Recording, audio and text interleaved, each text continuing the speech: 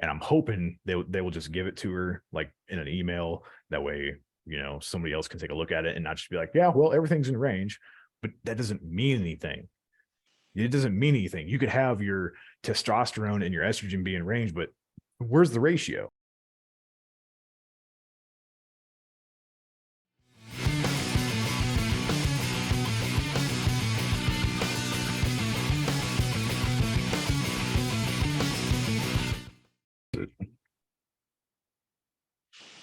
All right.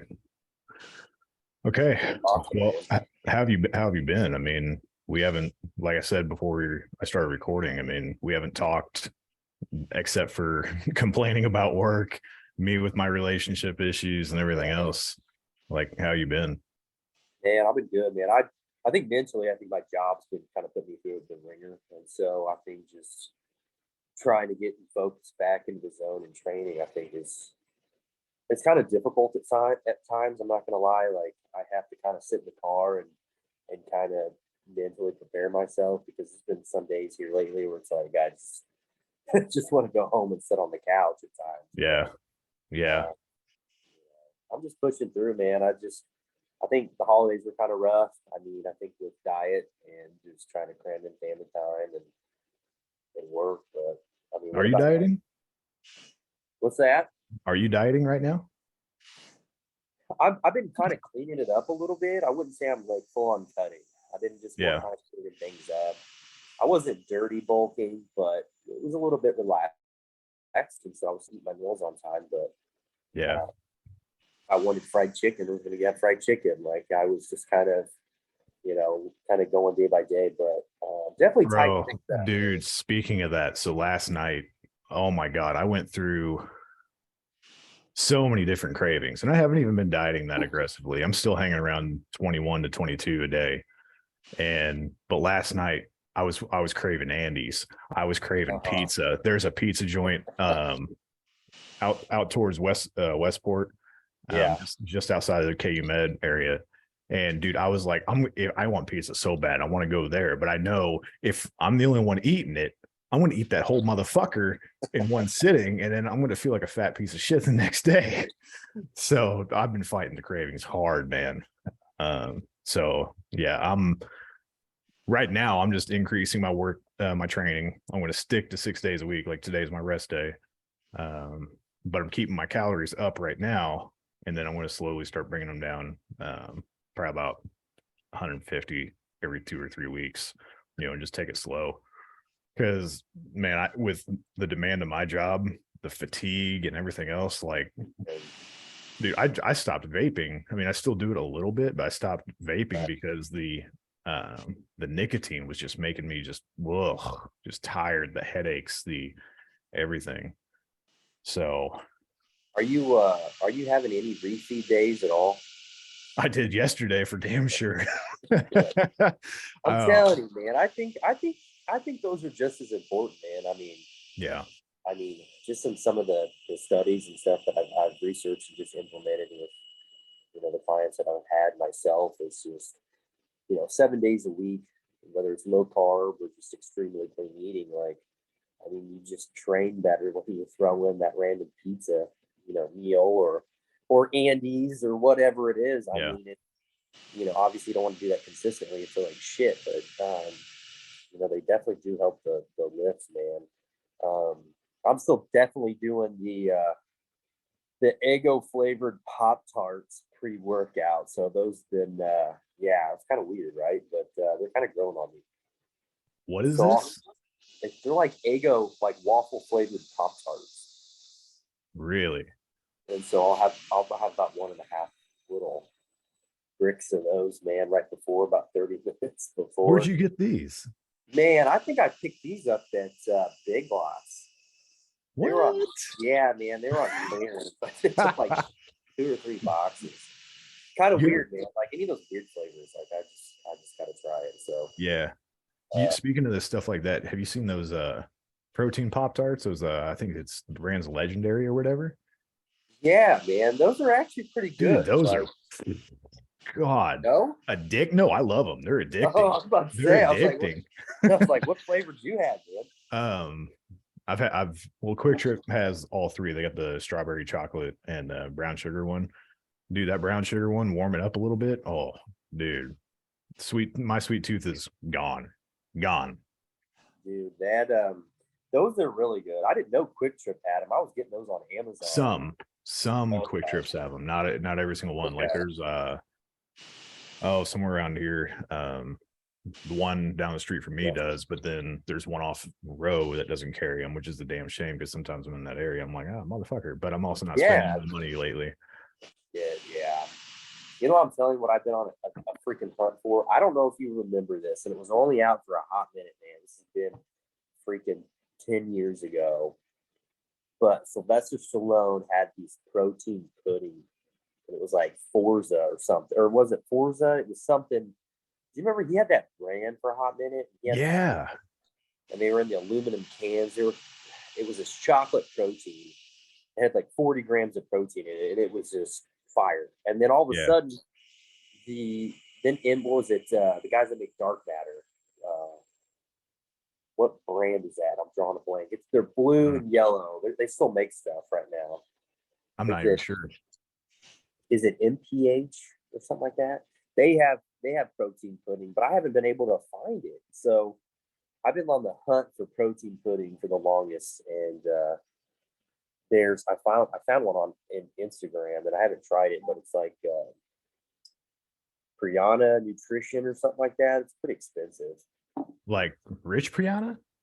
No, it's not that. I'm probably butchering the name. I gotta look at it. Oh, okay. I was gonna say I didn't know he still had some subsidiaries out there.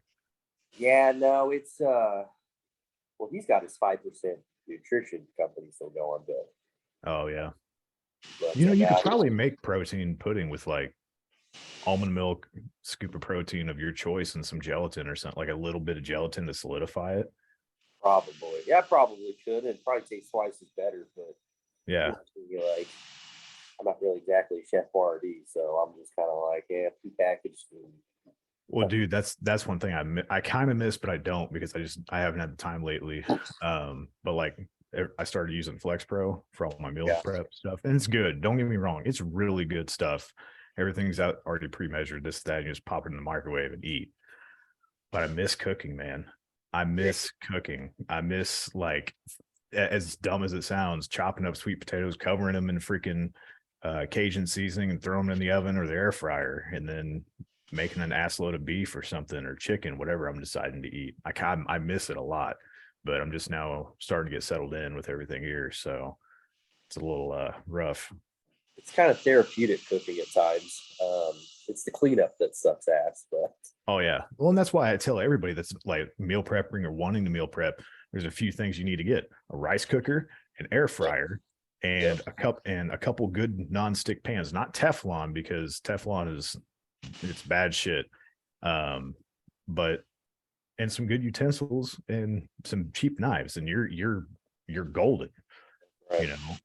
And I swear by it. I don't have my air fryer anymore, but I use that damn thing for like 2 years consistently, like every day, 3 times a freaking day, so probably not 3 times a day because it's more like 2, but still I wore that little grate out at the bottom, that nonstick grate. Oh dude, that thing was ruined.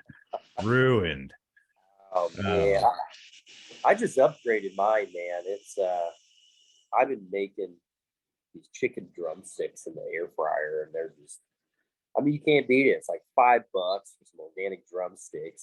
Yeah. Get at Sprouts, and it's like, bam, it's almost like fried chicken in a sense. And it's because I did something similar. It was I think the Super Bowl of 2020 last year. No, it was last year, so 2021. I made wings with some Frank Red Hot sauce and all this other stuff. And I just cooked them in the air fryer, and I put it on another cycle and just cranked up the heat to get that nice, I don't want to say char, but that crisp on the outside. Dude, it's perfect. It's perfect. That's why I swear by this stupid thing. And I spent $50 at mine at Costco. Can't beat that, man. No, dude, it's too cheap. Like, and this is why everybody who's doing this kind of stuff or meal prep or bodybuilding, Costco or Sam's Club. I think Sam's Clubs are communist, but dude, it's perfect. I do too, man. I hate Sam's Club. Oh my God. It's Um, really, it's related to Walmart. What'd you expect?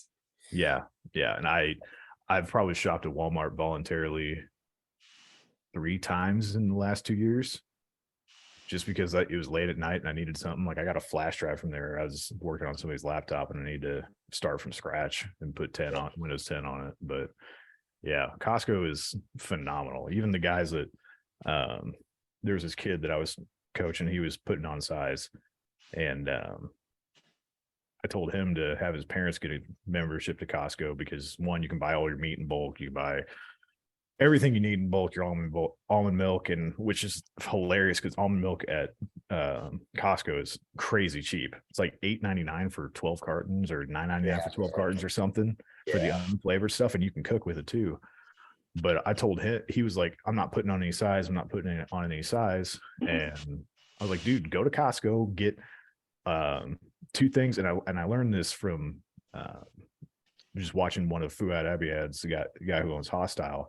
Yeah. Um, one of his clients is like, just have a muffin a day. One after you train, one muffin, add it in. And he blew up, adding in those extra carbs. He just blew up. And they're like $6.99 for a 6 pack or something like that. And they're huge. I mean, I you've know, seen man. them. Those Yeah, things they're are those fucking things are huge. huge muffins, man. Those aren't And they're those aren't those good. little Debbie ones, man. Those things are No. that's a meal. Like I kid you Yeah. not, they're like that fat. They're Yeah. that small. Yeah. Uh, yeah, Yeah. they're fire though. Oh yeah. And right after training, just absorb it just like that. Like, holy crap, dude. Amazing. So what's your go-to fast carb when you're doing those post trainings? Is it candy? Is it Gatorade? Like Um, what are you doing? really, I don't eat a whole lot after I train because I mean the whole anabolic window is a joke. Like anybody who thinks you got to eat within 30 minutes of training, I think is just needs to stay off the internet. I mean, just like let's get off Reddit and all these fit talkers and everything else. But because what I do is when I train, so my pre-workout is both a stem and a non-stem. So I'm up to like 10 grams of L-citrulline, or 10 yeah, about 10 grams of L-citrulline. And then after I slam that down, I prep my intra workout, which is the amino acids and fast acting carbs. So it's kind of like Gatorade, but not so crappy, and it's a lot faster acting.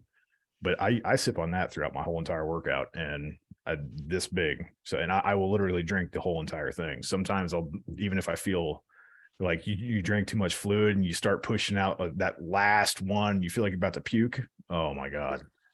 But that's all I do. And then if I've eaten enough for the day, then I won't eat, or I'll have something small at the end of the night, like an egg white shake with a scoop of protein in it and some almond milk. But I don't do a whole lot because usually I'm training right now.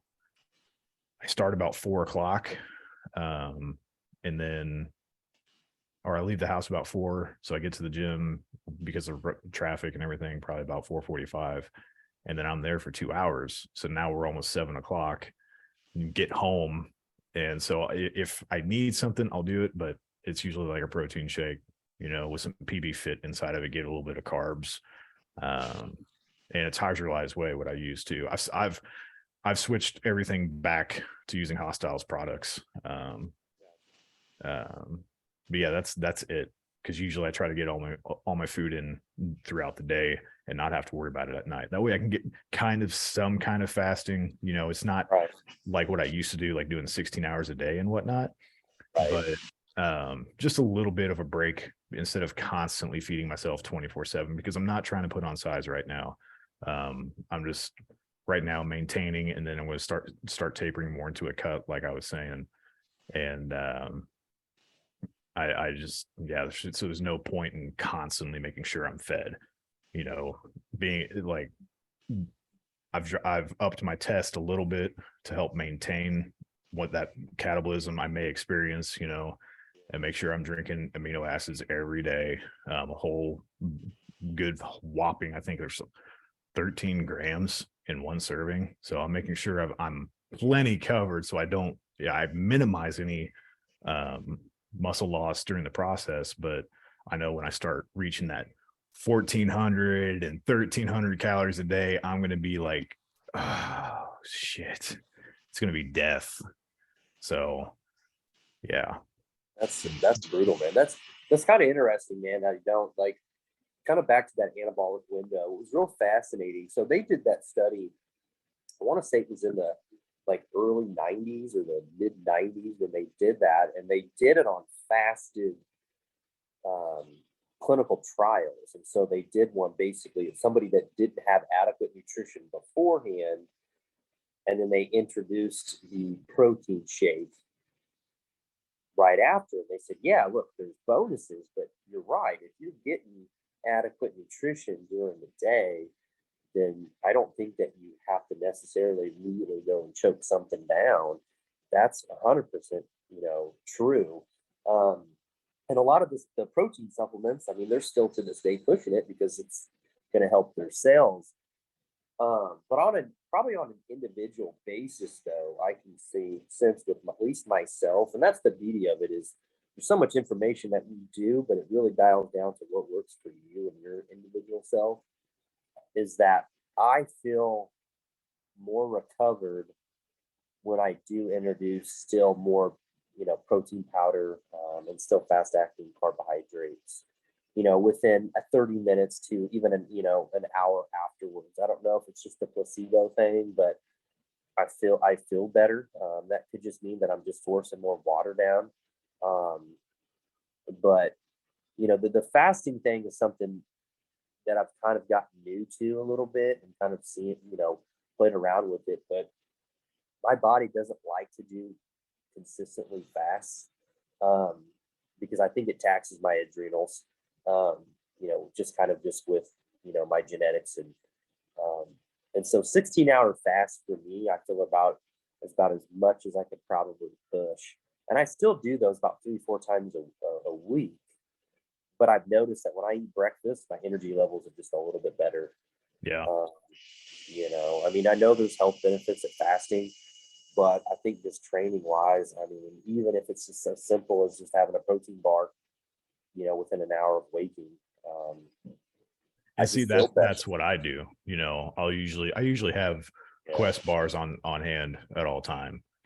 And because I still think they're probably the best one out there. It's not full of Right. sugar, it's not full of the sugar alcohols, it's got stevia in it. So it's a cleaner protein bar. And it's got a little bit of fiber in it too. So I'm not going to eat it and immediately feel like, oh, I need to eat again. So but that's what I do. I mean, I'm eating within probably 60 minutes of waking up. I get ready to head out the door, get my backpack, load all my meals for the day, and then as I'm walking out to my car, I'm either eating a bar or having a thick ass protein shake. Because I haven't eaten. Usually, I don't eat after 7-8 o'clock. So there's at least 10 hours right there where I'm not having anything. And I am as busy as I am and as stressful as my job is and as hard as I train at the gym, I don't want to go too far because like there are benefits to fasting long. There are benefits to um having time interval eating. But at the end of the day, with some people, is it like I don't want people to think that intermittent fasting is this miracle weight loss tool. And and on some of my previous videos that I was making before, I kind of started leaning towards that way. And um as I learned more and I grew more, I started figuring out that, some of these people that swear upon it and who think it is the end all be all and it's the best thing since sliced bread, is that at the end of the day, calories in, calories out still matters. I mean, there are some discrepancies in that with hormone use, different thyroid levels, so on and so forth. This is why bodybuilders can eat way more in their off season and not get as much fat because hormone use, using different compounds and stuff like that. It's not just because they have 212 pounds of lean contractile mass, it's other factors as well. But there was a study out there, and Huberman Labs covered it, that it is easier to lose weight when you're fasting. Let's say you're having a time restricted window and it's the exact same time every single day and you don't skip a beat. There have been studies that indicated that doing this regime, it was easier for these said people to lose weight over people who were constantly keeping themselves fed throughout the day. So there is some, but is it something that I think anybody should go way out of their way for? And to the point they're stressing themselves out and they can't handle it and just be like, oh, push through it, you'll be fucking fine. It's not for everybody, because at the end of the day, every diet works. Every single diet works as long as you're in a deficit. And there was a study out there that I looked into it after I saw Stan Everding cover it. But they did a study where people, I'm drawing a blank on the technicalities, but they stuck a select amount of people on an 800 or 1850 calorie diet from McDonald's. All they ate was McDonald's, and their blood markers were improved. Their cholesterol was improved, both HDL and LDL. Everything was improved just being on a caloric deficit. A slight caloric deficit, because you figure most people, that don't have a lot of mass, they're probably sitting around 1900, maybe 200, 2000 calories. So just being in a slight deficit, it helps. So every diet works. It's just a matter of, are you sticking to that diet? Or are you cheating because you had a completely one good week, but your cheat day just offset your entire deficit for the week? And that happens a lot. Yeah, I've done it. I've done it a lot. It's those frequent trips to the buffet, man. That was me back in the day. I mean, Yeah. Yeah. Your chicken and rice and your broccoli is only going to get you so far if you're putting down 12 Cranberry Goons and chicken lo mein stacked this high. Oh, I can't do lo mein. There's something about lo mein where I'm just like, oh, it sits It's so that weird in my grease, stomach. man. Yeah. It's that fake grease. That's why I want to get some rice noodles, Yeah. Oh, I tear those up at buffets, dude. I'll get just a wad of it, just this freaking big and nothing but chicken around it. Oh my God. It's amazing. Pad Thai noodles, I think they use rice noodles, man. Yeah, those are great, man. Those phenomenal. digest. And they're so fast to cook. It's like 4 minutes, 3 minutes in boiling water and it's done. Yep. Oh my God. I'm telling you, man. It's kind of no. I used to eat the shit out of brown rice, man, and just switch into just going solely white rice. I just noticed so much how just lighter I feel. Just so much of that fiber was just kind of fucking with me, just it was taking so much longer to digest. And so yeah, those rice noodles, man, that's how I kind of accidentally found those, because I was trying to figure out what could be quickly broken down without making me feel like a beached whale every time I put down these mass gaining meals. And it was like, this was awesome. And so I had to implement those. Well, and that's what I've never understood. And I experimented with this as well, going to Chipotle all the time, and I'd get brown rice. But afterwards, I felt like I just ate an elephant. Like I was distended. I just felt like crap. Like I was like, what the fuck? And I switched to the white rice. One, I think they season the white rice a lot heavier anyway, with the salt. But I don't know. I just that whole feeling just went away, because everything I was eating was fast to digest, except for if I decided to put avocado or guac on the burrito or the bowl, everything else is fast digesting. Your tortillas, fast digesting. Chicken is the fastest digesting meat, next to pork. Freaking, you got the rice in there, and then maybe the beans slow it down a bit, or if you get the corn, which corn doesn't digest. But it's just that's tomorrow's lunch. Shittiest vegetable known to man is is corn, in my opinion. Oh, it's so useless. It is so useless. It's like, yeah, sure, it has fiber in it, but you don't It's absorb it. no, it's animal food, and honestly, the animals that I eat, I don't even prefer them to eat, corn fed. Okay. So yeah, but yeah, it's all genetically modified, and which is kind of crazy. You can go in a wormhole, but that's kind of goes through the whole. Have you read up on the Kellogg's theory? How corn Uh-uh. flake got introduced, Mm-mm. which obviously byproduct of corn. So he made these, and I can't remember the exact date, but I think it was like early 1900s. It was either this like religious cult guy, and he was basically trying to push a breakfast food that would decrease people's sex drives or lower their hormones. And lo and behold, it's fucking cornflakes. And they still make these. And just because the people back then were eating lots of butter and eggs and obviously better quality animal cuts. Um, and so he was trying to decrease the libido because of sin or whatever his group that he was preaching to. And so yeah, they co-founded Kellogg's, and Really? yeah, you'll have to check that out, man. There's like little YouTube snippets on there. It's kind of fascinating, but it's also kind of crazy. And You'll have so to yeah, send me that sometime. Send me all this stuff because I yeah, like more random useless information. But yeah, yeah, yeah, I'm exactly. curious about that. Because Yeah, honestly, dude, I don't even remember eat the last time I've eaten cereal. Because there for a while I was using Magic Spoon, which is yeah. fucking amazing. Um, I don't remember the last time even eating any kind of cereal. Maybe back when I was with my son's mom, but that's like, oh, I'm almost on 6 years now. Yeah, man. Every once in a while, I kind of crave it post workout, but I'm not going for cornflakes. Like I'm going for fruity pebbles for the win, man. Oh Like, yeah.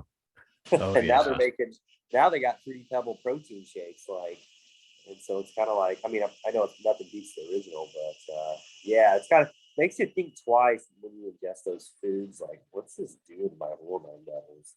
Well, and see, that's the other thing is I don't think people understand.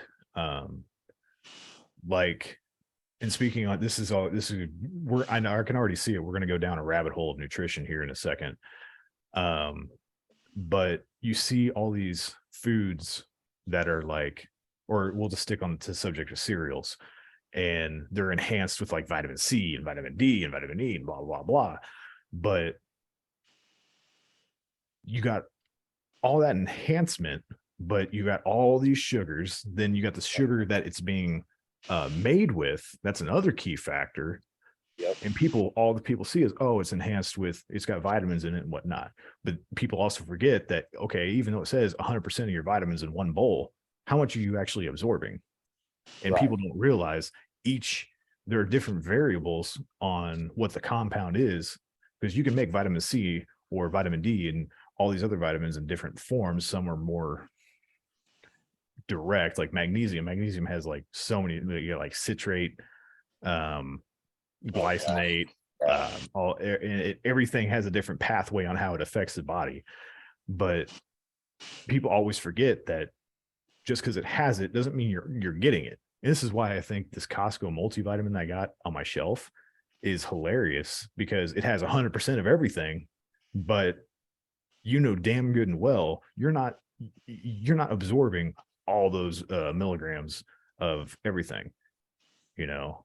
So, and I think so many people fall for this nonsense that's right on the label. It's like, oh, but it has protein in it. Okay, but how much protein are you getting inside of that versus the exorbitant amount of carbs that is inside of it? Like, hell, some chip bag companies, or these little chips that comes out in the little bags that are protein chips, but Yep. it's like 6 grams of protein versus 35 to 40 grams of carbs. And that, like, even as a bodybuilder, those are way disproportionate, you know, because Horrible. yeah, because as a bodybuilding, you usually want like a 2-to-1 ratio of grams to protein, or excuse me, carbs to protein, usually, you know, when you're trying to put on the most size possible. So so many people just lose that touch of what they're putting inside of their body. And I'm not a health nut. I'm not a health freak. I mean, yeah, my thing is Merc health and strength, but you know, at the end of the day, people just need to be more conscious, because like I said, every diet works. There's a lot of bad, everybody knows the bad things out there. I think more people are coming around the new information, like of your healthy fats, your avocado, your actual butter, not that chemical made nonsense margarine, your coconut oil, your avocado oil. Now people need to start learning that, things like vegetable oil and canola oil and any kind of seed oils are bad for you because of all the inflammation it causes, you know.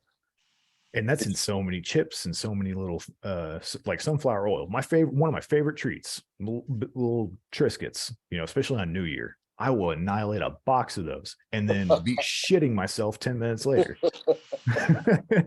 It's that sunflower oil, it's that seed oil that just messes me up. It's inflammatory, man. I mean, that's another one too that they started using that as a lubricant for machines. Yeah. Seed oils.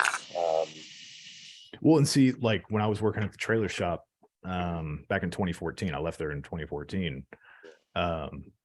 That's what we use to spray on the door rollers and the door track is canola oil.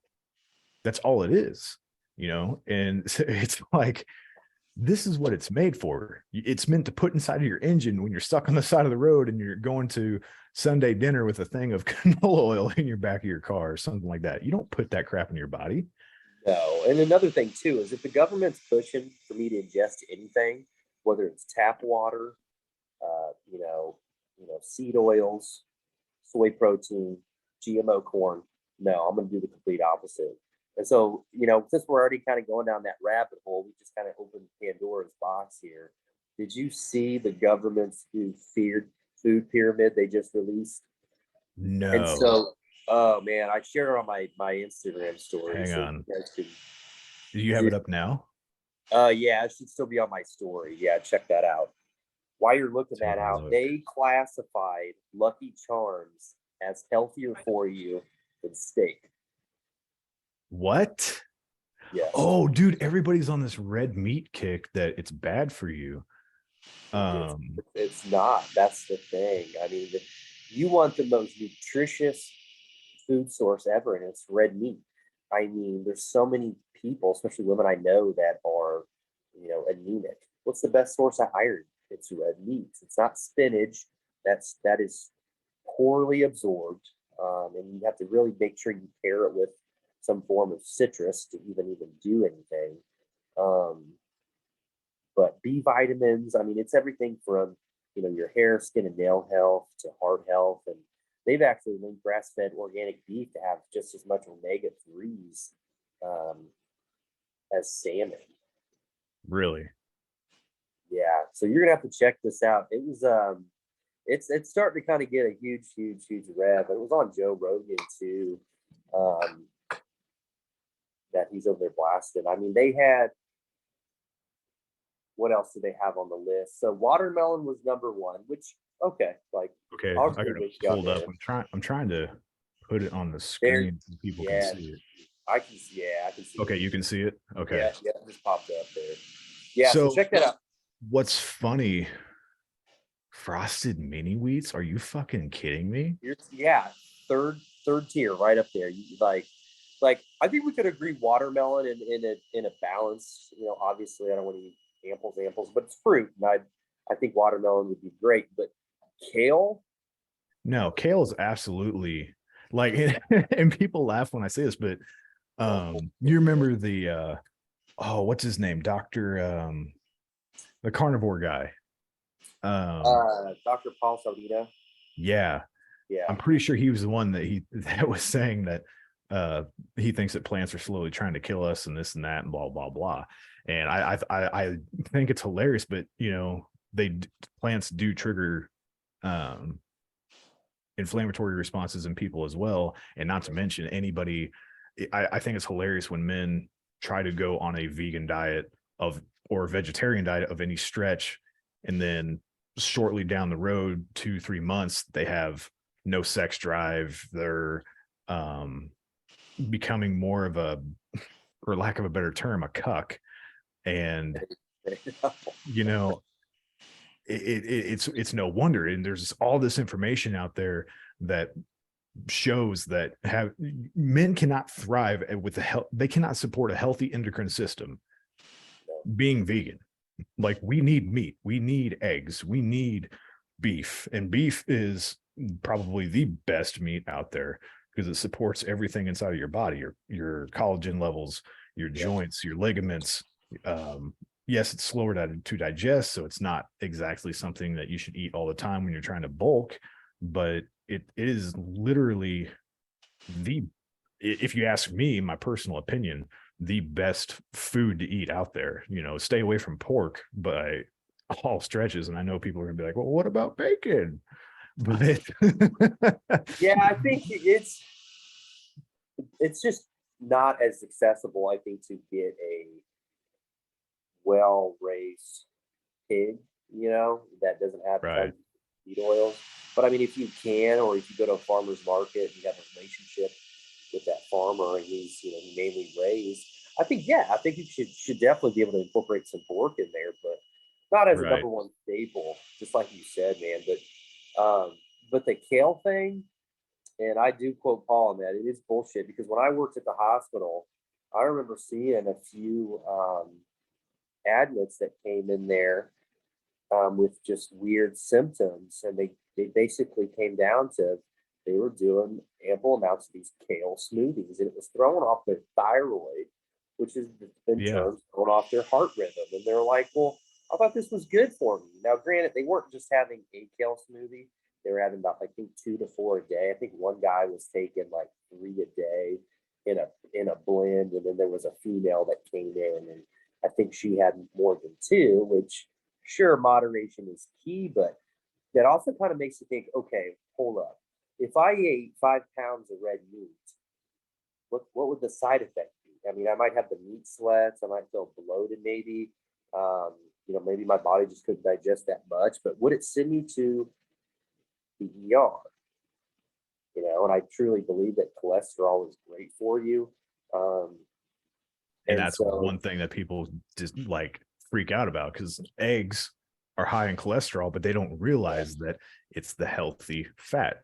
It's going to support your HDL. Yeah, your LDL is going to raise your bad cholesterol, but you keep your cardio in check. You do your 10-minute walks after eating, if that's applicable. you know um but cholesterol is not a bad word. And even you told, I was saying something about it to you, because I remember texting you, it was like a few months ago, because I was telling you, I know my LDL is real freaking high right now, and this was when I was like probably halfway through this dirty bulk, which is worst decision of my life. Oh my god, worst decision of my life. I had a buddy on Snapchat. He texted me. He's like, "Yeah, you got moon face going on." I'm like touching every extremity of my face. I'm like, "Oh no," the because I wasn't bloating paying face. attention. Oh, dude, it was bad. My shit was hanging past my yeah. And fucking, because I carry that midsection fat real Yeah. bad that is going to be a motherfucker to cut. But um cholesterol is not a bad word. Everybody freaks out when they see cholesterol and this and that. And but yeah, people need to use, there's no downside to eating beef. Like, you're okay, you feel full. Okay, you got a little bit of a meat sweat going on. What, like, you have an assload of iron. You have, I think, the vitamin K2 in beef as well. If I remember correctly, there's all kinds of nutrition inside of beef, and it is probably the only food outside of some genetic people who cannot, and this is extremely rare, that cannot process red meat. Outside of that, or for religious reasons, obviously people won't do that either, but there's no downside. No, I mean, you could talk about a very rare, someone has just an over, production of iron, which, is more so on a men's side, since obviously men doesn't, we don't menstruate. So like women, they can get rid of any excess iron. But, that could be as simple as just donating blood, every 2 months or whatever. But that's also, fairly rare too. But so really, that would be the only thing would be if you have, you know, high iron levels is to, I wouldn't necessarily say avoid red meat, but I would say to try to moderate it in a sense and then make sure you don't eat any citrus fruits or take any vitamin C prior or after to really increase the absorption of that Yeah. iron. Well, Oh and man, that's, I mean, thinking about that, look how many women are iron deficient. How many women are anemic? How right. many women have osteoporosis in their older ages? You know, all this is all going to beef isn't like some miracle food, but it is one powerful fucking food. And I'm not saying that, oh yeah, you just eat all red meat and then all of a sudden your osteoporosis is gone. It doesn't work like that. It's But yeah, that but it's definitely something to start though. I it's mean, something to start, help up regulate that bone mineral density, get into training, stuff like that, I you think if know. you need to, anybody that is watching this, that is, if you have any GI issues, whether it's IBS or you have an autoimmune disorder or anything that you're just having constant gut issues, or you have skin conditions or eczema, psoriasis, flare at hives. If you literally cut out everything out of your diet except red meat, water, okay, and we want grass-fed organic meat, do it for 30 days, do it for 2 weeks and see how you feel. I mean, just cutting out all that sugar, those carbs. It's not something that you would just stay on forever, but as just a reset, and then you could slowly start to introduce, some light fruits, a little bit of greenery, here and there. Um, Right. there's a lot of people. Jordan Peterson. I mean, he Yeah. speaks so highly of that. I mean, I still think he still follows that diet to this day. Him and his daughter, the meat and the water, Well, and and see that's it's funny you bring up the skin condition. So people don't realize that most skin conditions like eczema, it's not a surface level issue. It's an it's not an immune response, the same as vitiligo like Rogan has.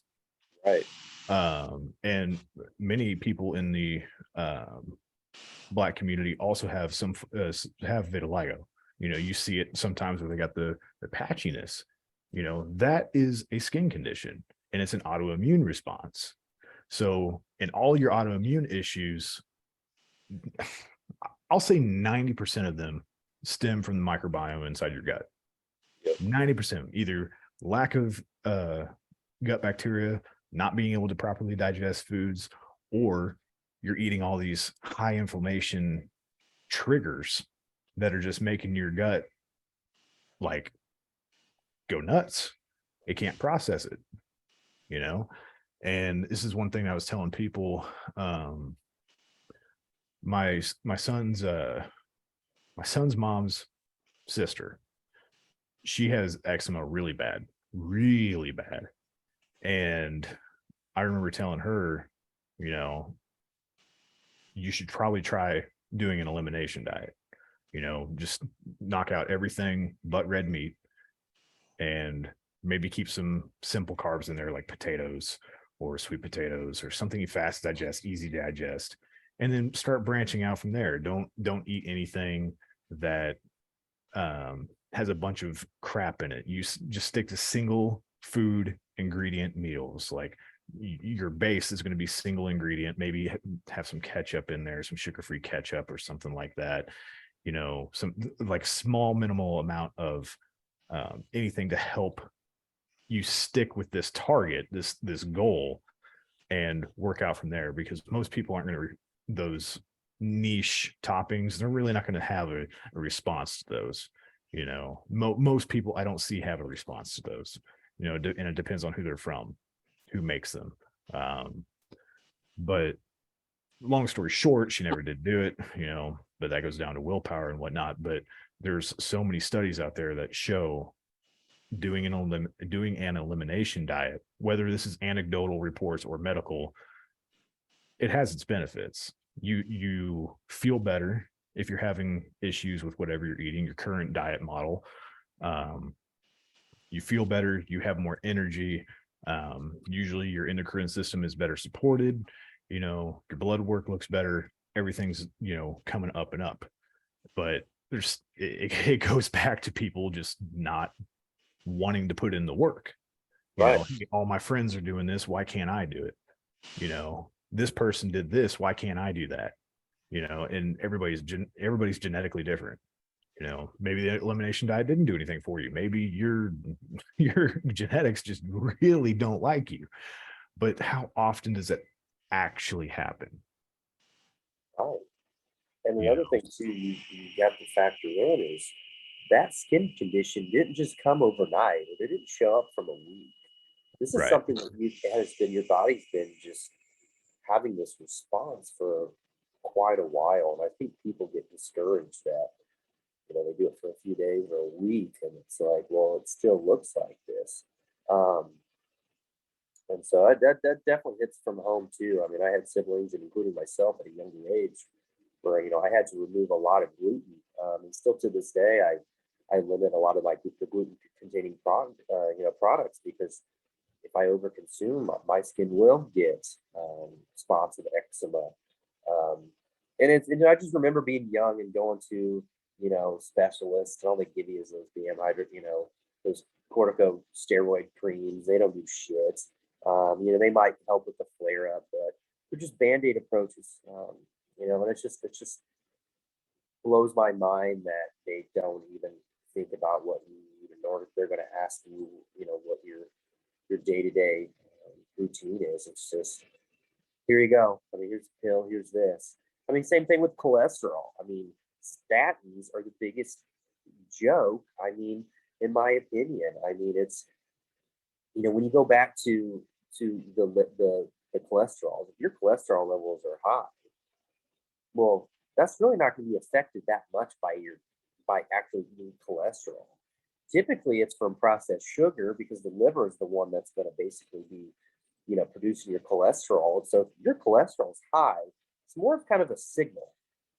And so there's been studies. There's a really good book called The Cholesterol Myth, written by a physician, and he just explains that people with higher HDLs, even LDL ratios, are actually living longer.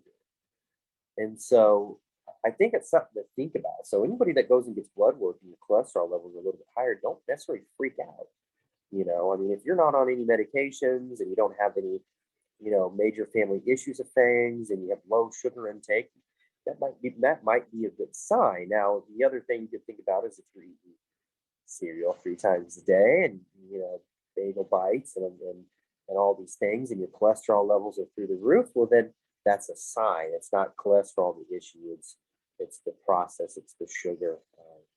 And so there's just some things that need to be thought about. I think they're spoken about more today um, in general.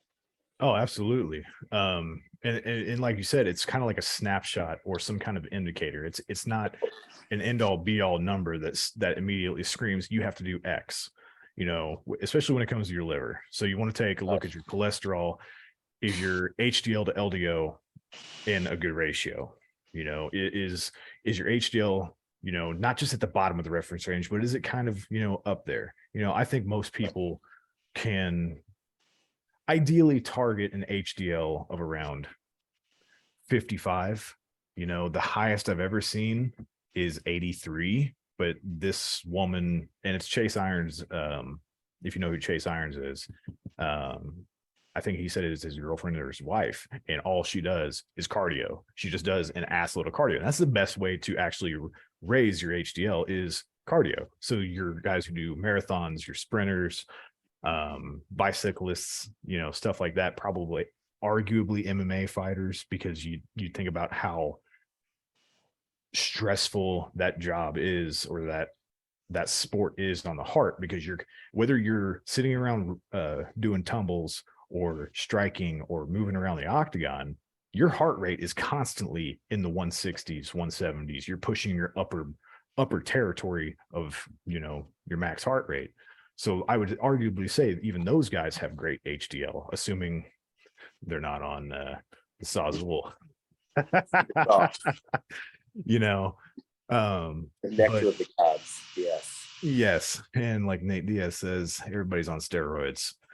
Um, but everybody should be able to have a healthy HDL and a moderate LDL. But say your LDL is sky high and your triglycerides are sky high, and your AST and your ALT for your liver enzymes are sky high. That's a pretty big indication, because when your liver enzymes are really high, one, you can't metabolize fatty acids nearly as well. So I think it's a big, whether you're on any kind of liver toxic anything, so whether it's SARMs, oral steroids, medicine, or anything, I think anybody who's losing weight, anybody who really to begin with on their journey, really should get blood work done, see how they're a complete panel, not just women just getting estrogen and men getting testosterone, and making sure your kidney is working okay, because that's all I feel like they do. But having a complete hormone panel to see where you're at, and then do another one here in about 60 days, 4 weeks, whatever. And then it'll kind of give you a idea of where your body sits. Like, okay, I haven't been losing weight because my thyroid's in the trash. My liver is just sitting inside my body, taking a nap every fucking day. Obviously I can't lose fucking weight. So I need to do something about this, and this is why I take liver support from Revive. Make sure that my my liver enzymes are down.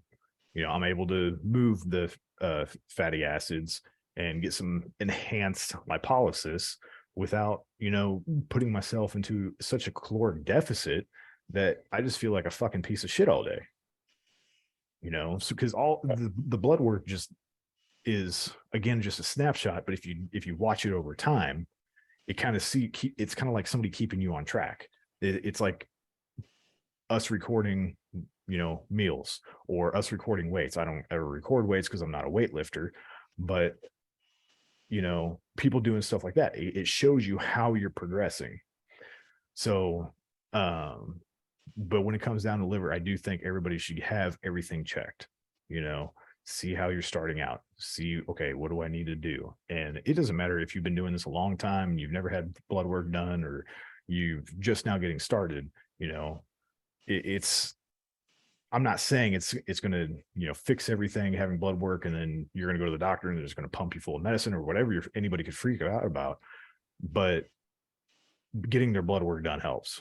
It keeps you accountable for yourself, and maybe your doctor or whoever you're going through can help break down your bloods better than most people, hopefully. Unfortunately, here in Kansas City, I have not found one endocrinologist that's worth a damn. There's not one, and I think I spent 6 months digging until I just decided to just start breaking down my own bloods, figuring out myself, oh, what does this mean? What does this mean? And there's even more to it than that, like ratios and stuff like that. And I know I'm getting a little sidetracked here. But when it comes to cholesterol, your liver, people need to realize that all these things act as one.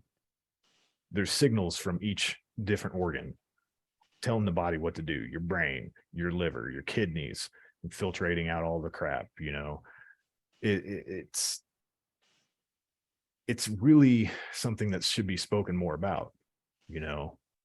Not just eat chicken, broccoli, and rice every day. Not just stuff your face full of medications. Go see your doctor.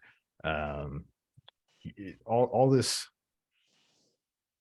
I honestly don't know if you want to say it's an old school or like a new school mentality of, people just going blind, and, because I think we're out of the whole phase of people thinking that, fats are bad, Right. and bread should be your number one ingredient according to the old food pyramid. Although judging off this new one, It's worse. Yeah. it's way Lucky worse. Charms now. So no 9 whole grains. Just introduce cereal every day. Dude, that's how we're not big. That's how we don't look like Bumstead. We're not eating enough Lucky Charms. I think that's what it is, man. I think we got to listen damn it. to the officials here. Yeah, I think we're doing something wrong. God damn it. I'm going to go buy a lot of watermelons and cereal, and I'll have some Kellogg's too. And You're gonna make a just a watermelon Kellogg's kale smoothie. yeah, extra Oh, too. oh, God. It's God. insane, man. And I think you kind of have to doctor yourself. And I think you said it real best. I think now it's so more accessible to order your own blood labs online. You can go pay on there if you don't have insurance. It's for the most part pretty financially affordable. You can go up there if you just want to check your vitamin D, or you want a complete blood count, or you just want to go check your liver enzymes. For a couple $100 or less, you could go and order that lab, and then take that order to Quest Diagnostics or any laboratory, and they'll send them in, and they'll review your results online. And I think a lot of the ones online actually have physicians that will help interpret stuff for you at no cost, which is pretty neat too. See, that's what I was looking at earlier. Yeah. Let's see, because they have all your panels on here.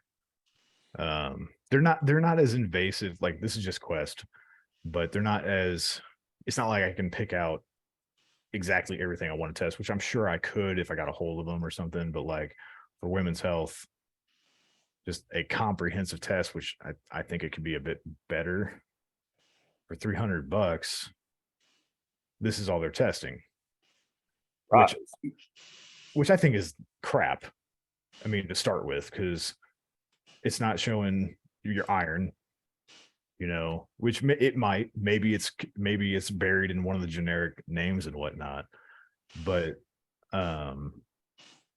this is why I also like Merrick Health, because say you don't even want to use them for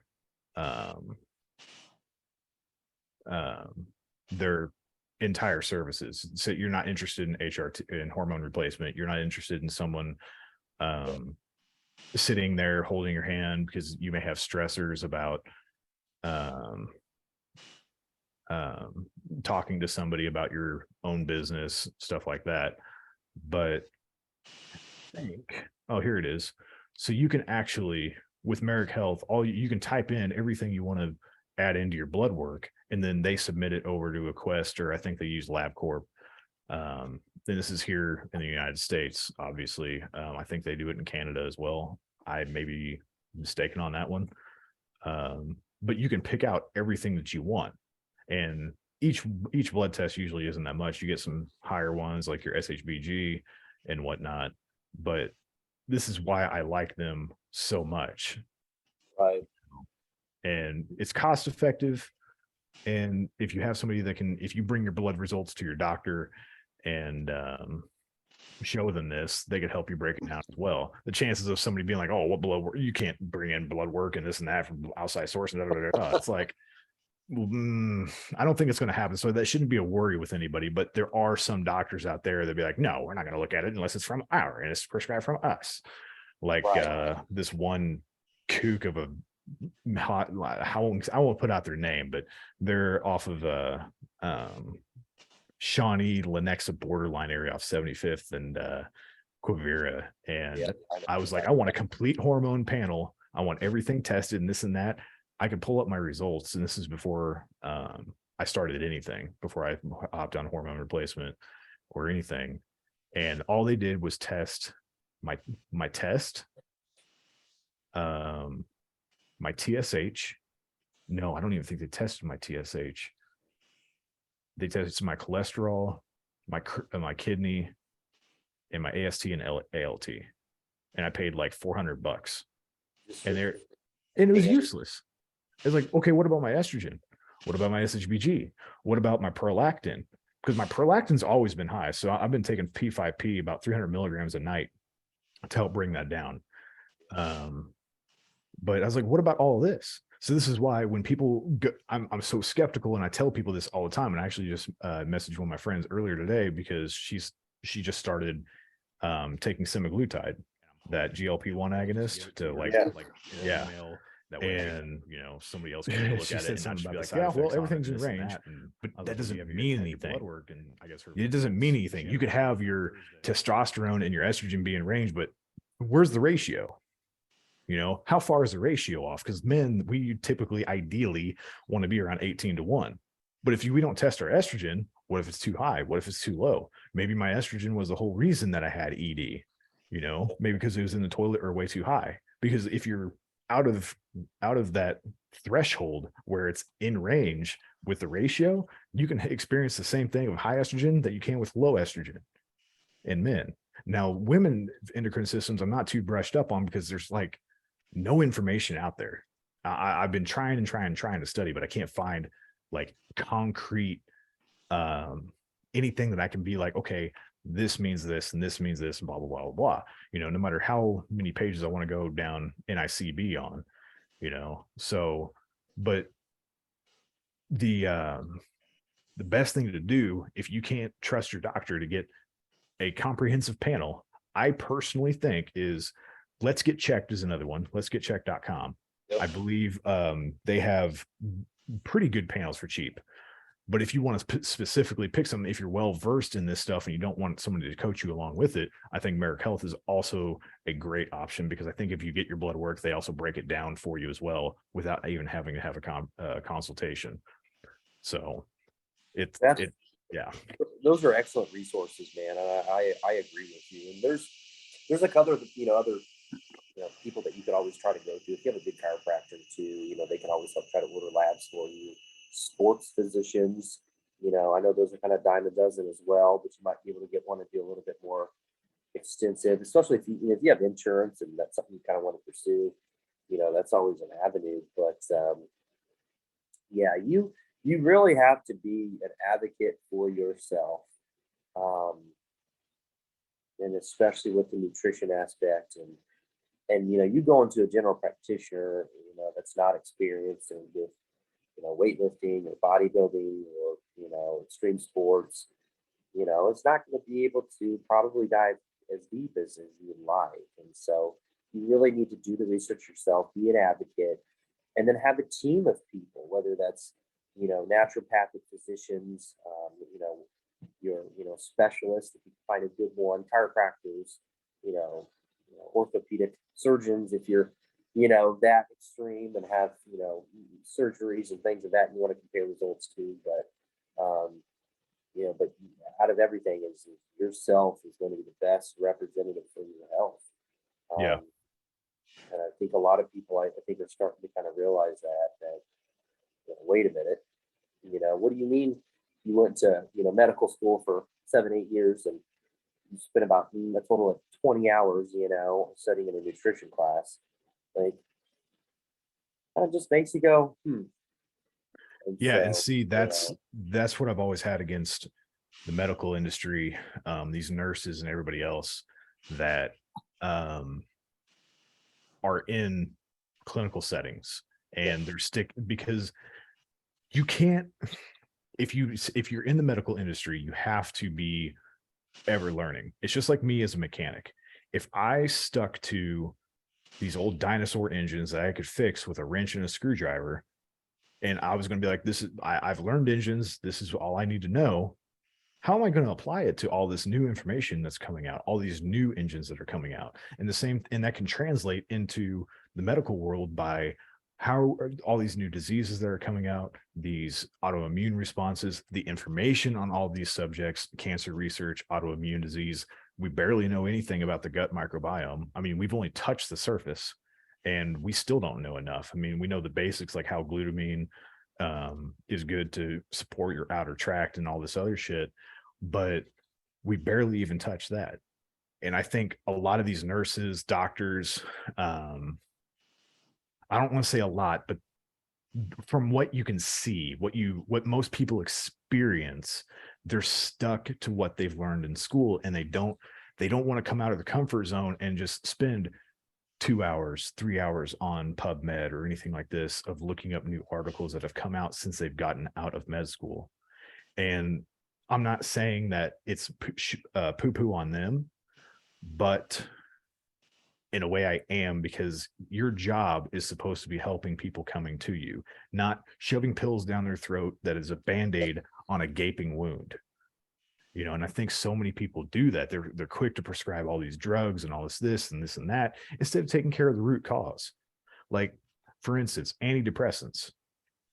I'm not saying everybody needs to hop on TRT or hormone replacement because they're depressed, because the last thing that needs to happen is some jacked motherfucker sticking a gram of test in his ass because he's depressed, and now he's on now he's like on a murderous rampage killing everybody. I'm not saying that's the issue, but like for me, my estrogen was single digits and my testosterone was like 319. I was like, no fucking wonder I'm suicidal. No fucking wonder I can't deal with stress. It's no wonder all this is happening. And this is after I lost all the weight. I went down from 270 to about, I think I plateaued around 215 in this era, is like 2019, when I still had my shop open. And I was about 215, 210 on average. I think the lowest I saw was probably 195, which is about where I'm sitting right now. But I got a lot more muscle on and less actual fat. But with having my levels crushed, I mean, I was either a hypogonadal man or a super physiological woman. I was right on that cuff of a line, man. It's like, no fucking wonder I'm a hair trigger. I'm suicidal. I can't manage stress. I want to break down, and then the chick I was dating at the time, that whole fiasco it went down, and I'm just like, okay, I was driving into a brick wall at 110 miles an hour sounds fucking amazing. And then I do my blood work and I'm like, no fucking wonder. And I start doing research on how much estrogen protects your brain, and it's meant for so many different pathways, and that estrogen also helps you build muscle. It's not just testosterone. It protects your bones, it protects your arteries. There's so much that it goes into, and this is why people need to check this shit out instead of just hopping on antidepressants and Xanax and anything else a doctor's so quick to prescribe, because 90% of the time it's not a mental chemical imbalance in the brain, like some kind of maybe that's not the right word, but like an actual like deficient, like a brain issue. Usually it's not just like something not firing. More times than not, it's either outside stressors becoming too hard, which that's something you have to learn to mitigate and control. But other times it's chemical imbalances in the brain. And I know I'm kind of boogering up my words here, so I'm hoping everybody can kind of get the idea of what I'm saying without having to backtrack. But chemicals imbalances inside the brain due to hormone issues, and that's why people need to get more brushed up. And I'm not saying everybody should do it, because if you're not willing to do it, find somebody who can, whether it's the internet, Reddit, a sports physician who's actually not just a master's in kinesiology or some other bullshit that they come up with, but actually somebody who knows this stuff. Like you said, a chiropractor. My chiropractor in the old Shawnee area, they're off like 91st. He just started doing blood work. He just started offering that, and it's also cool because he also offers a lot of different stuff. It's off topic, but he has this little like brainwave thing that puts you in a meditative state, dude. Yeah. Holy crap! Best 15 minutes of my life. Now, only 30 seconds of that was I like having an out of body experience. But you want to talk about the most relaxing 30 seconds I've ever had in my fucking life? Like, I literally felt like I was above my body. I don't know how much you meditate or if you meditate at all, but that really helped me tap into it. I was like, oh my God. The brain tap headset. Yes. Man, I think we have the same chiropractor, man. Kelly? Yeah, Dr. B, man. Absolutely. Are you serious? Yeah. Shout out to Dr. Baltesca, man. Oh my God. Because he does my DOT physical as well. Yeah. I've been seeing him for it's been years. And he's been the one I've got some orders to do some more recent blood labs I've had for quite a while. So I'm due for another one. But yeah, man, that brain tap headset and got the whole biohacking set up there, and so it's pretty sweet, man. Great, Yeah. great, great chiropractor. Oh yeah. Oh yeah. Um, but he like find somebody who can help break down these bloods for you and just an actual comprehensive panel that you need. Like if you go to a doctor and you describe exactly what's going on, they should be able to sit in the back of their head and be like, I need XXXXXX tested on this person, and I'm knowledgeable in this, not just a general bullshit that is going to hopefully satisfy the person and just say, well, everything's in range. Because my friend Jackie, she was having these hair loss issues, and her doctor just told her, yeah, well, everything's in range, so we don't know what the issue is. I was like, but that doesn't mean anything. It doesn't mean anything, and I hate that. It's just it drives me nuts, and that's another reason I've been studying so hard, and I've been laxed on this last year. But studying the endocrine system so hard, studying supplementation so hard, what works, what doesn't, doses, how does everything affect the body that we read uh, on blood work lab, and as I dive more into bodybuilding, and as more of my clients are maybe not even trying to be professional bodybuilders, but they are still bodybuilding, I need to learn all this stuff because it's the foundation of everything that they're trying to do.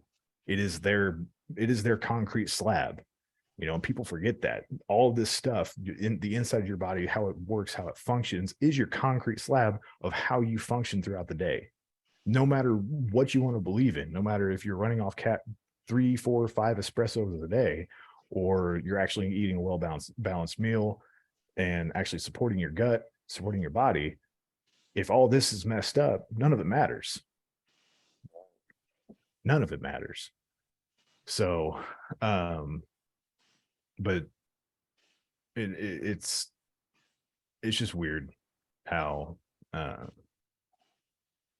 some people don't want to believe it. And I don't mean to go on a tangent, because this one hits a little home. I told you my stepdad passed away like a year ago or something like that. Yeah, I remember you telling me about that. Yeah. Yeah. So when I was studying diabetes, he was my sole inspiration for learning that, how it worked, what exactly is type 2 diabetes.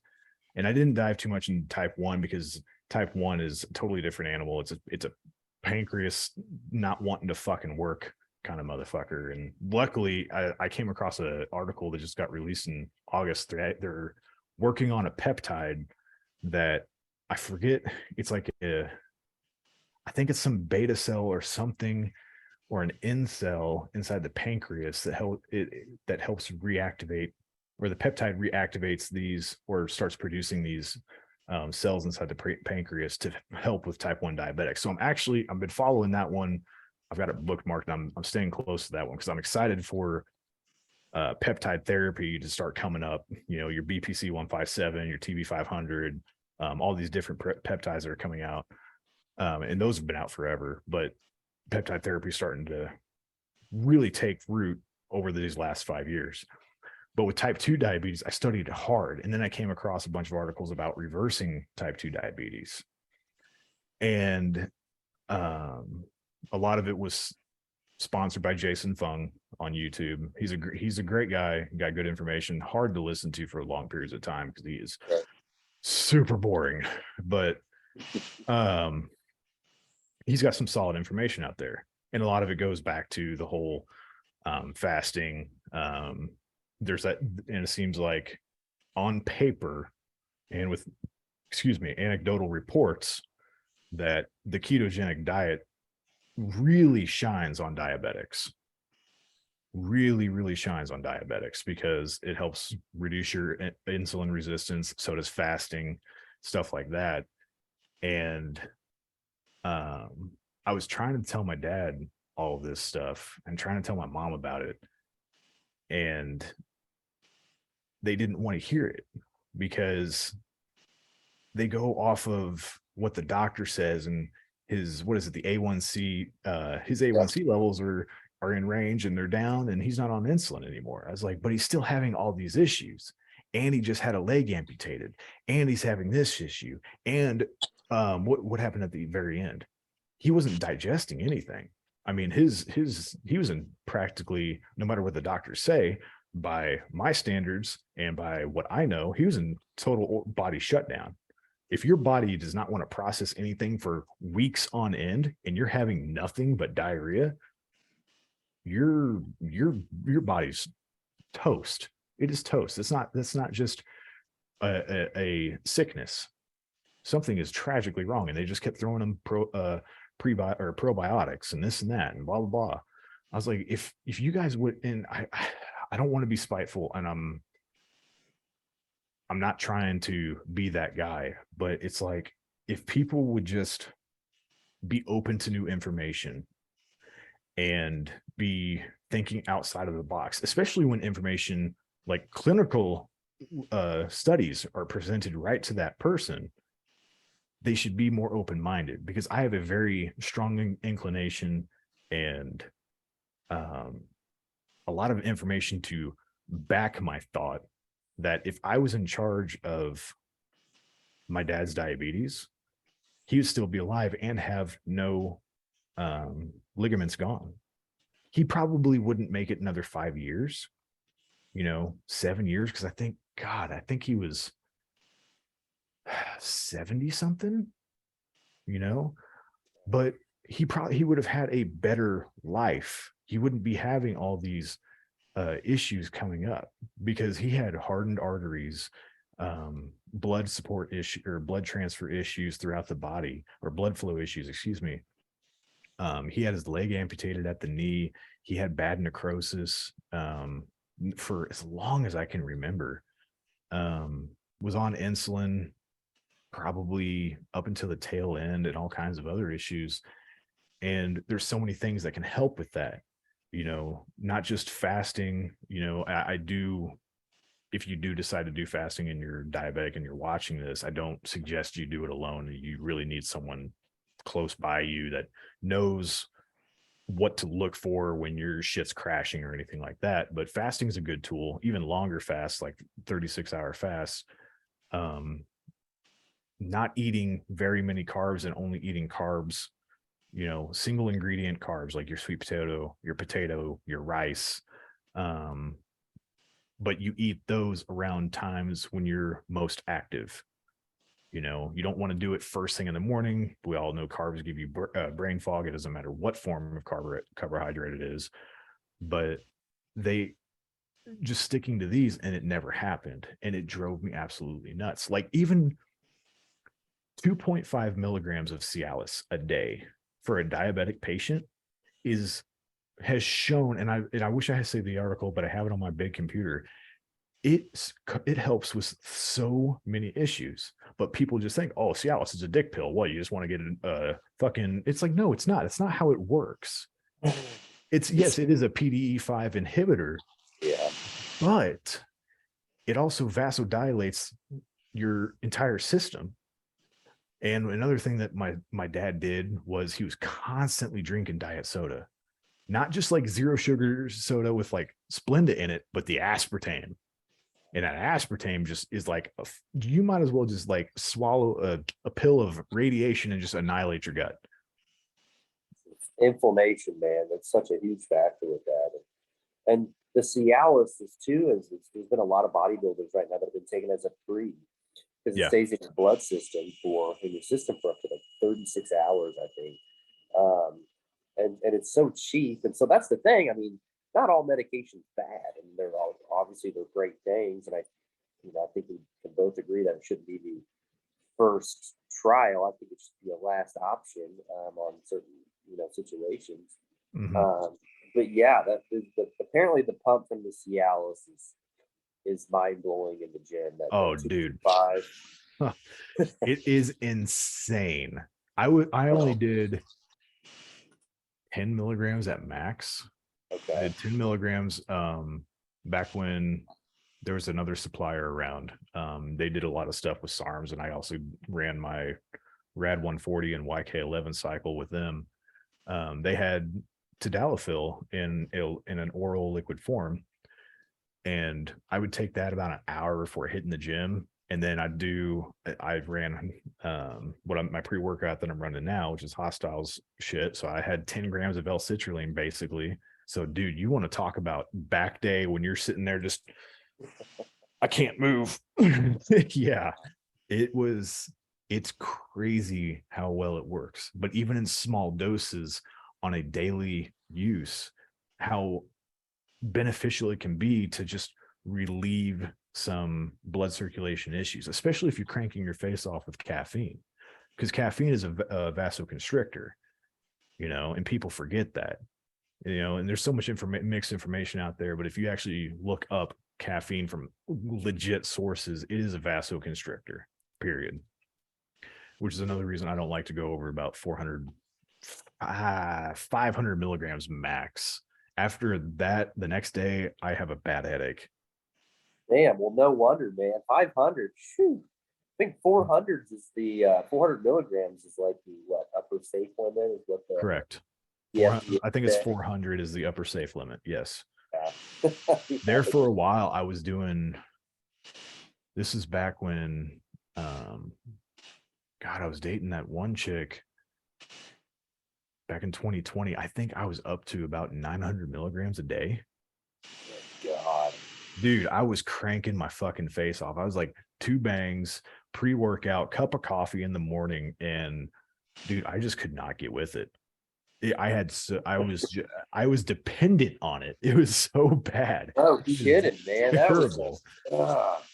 oh my God. Heart arrhythmia, man.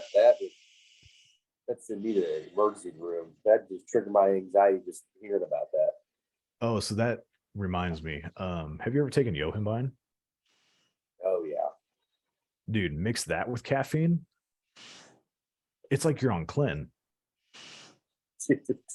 It's a great cutting agent, but it's related to the cocaine family. Really?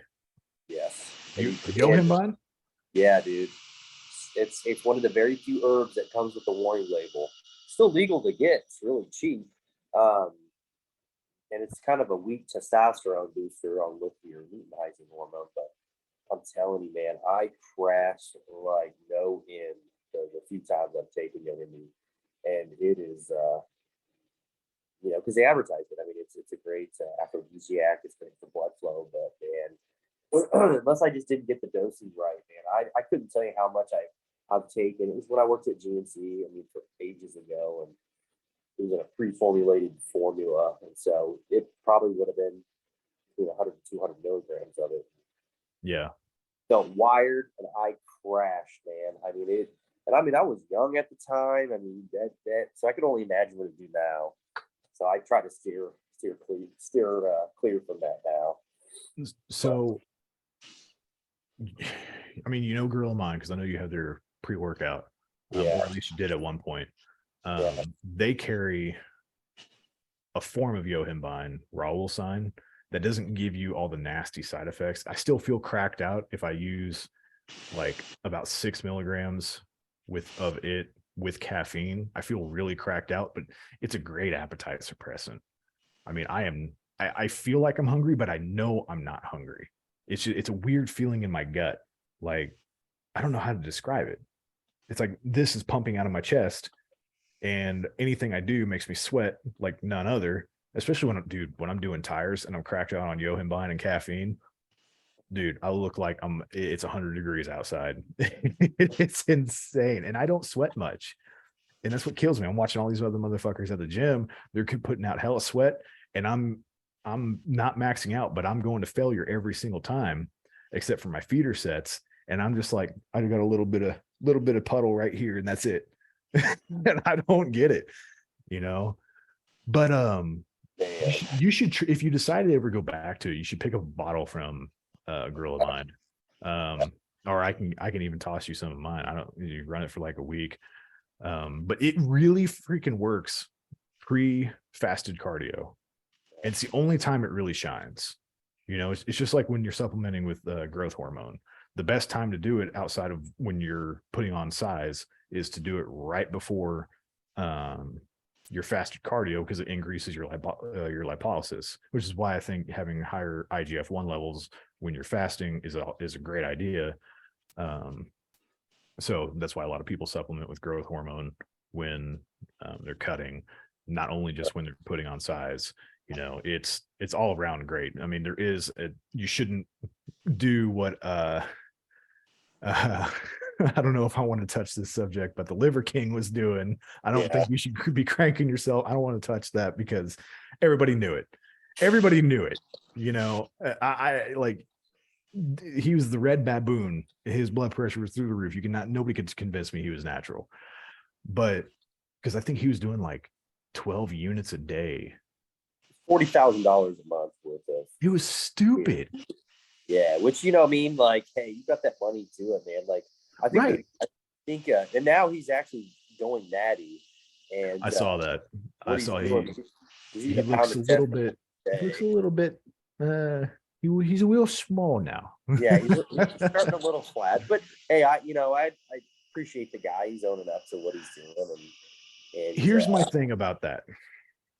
Obviously, I've said it multiple times on obviously our first podcast, and I'm not natural. I haven't been in 2 years, you know, and that's fine. If you're not natural, I'm not saying you have to go out of your way to tell people you're not natural. I'm not even saying you have to say it. But don't, whether you're a female or male athlete, don't go out there giving these people false expectations of you. Oh yeah, you can achieve this by doing my six a day workout program, by doing kettlebell swings only. Like, don't feed me that bullshit, because there are so many people that will fall for it. Like, I love starting these arguments on Facebook or Instagram, and I'm glad I've been off of it lately. Well, up until recently, but all these people talking about, you know, everybody else being on steroids. It's like, do you not realize that half of your favorite actors are on gear?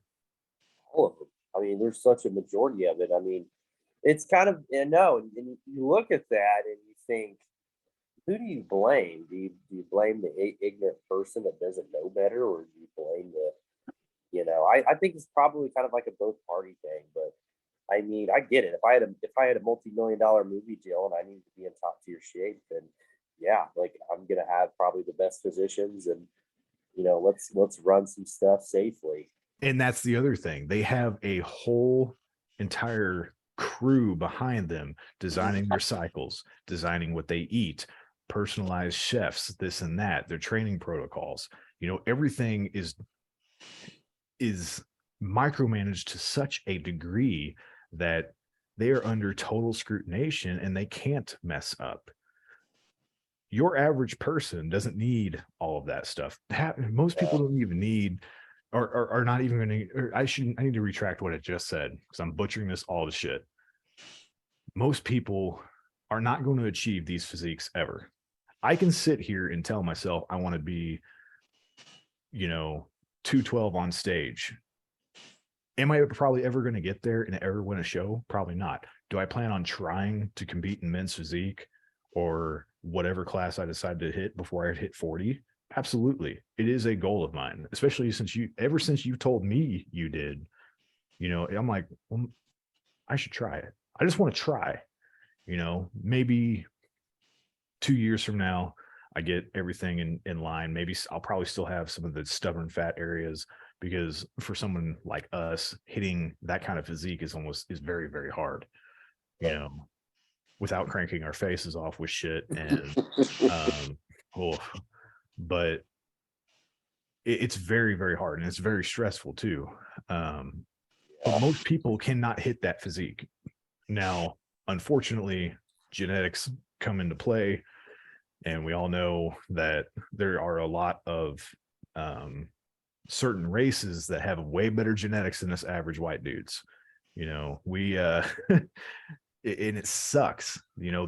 Some guys are just genetic freaks. It doesn't matter how much gear you use. It doesn't matter how tight your nutrition plan is. It doesn't matter none of that. Most people are not going to be that 1%. You can train, you can feed, you can act like you're that 1%, and that's phenomenal. That is discipline to a T, and I have the utmost respect for those kind of people. but I don't want to see people go to the gym and be injuring themselves to look like this, to have these false expectations that they can look like this naturally, and that, you know, you just eating broccoli, chicken, and rice is going to help you do this. You know, it's so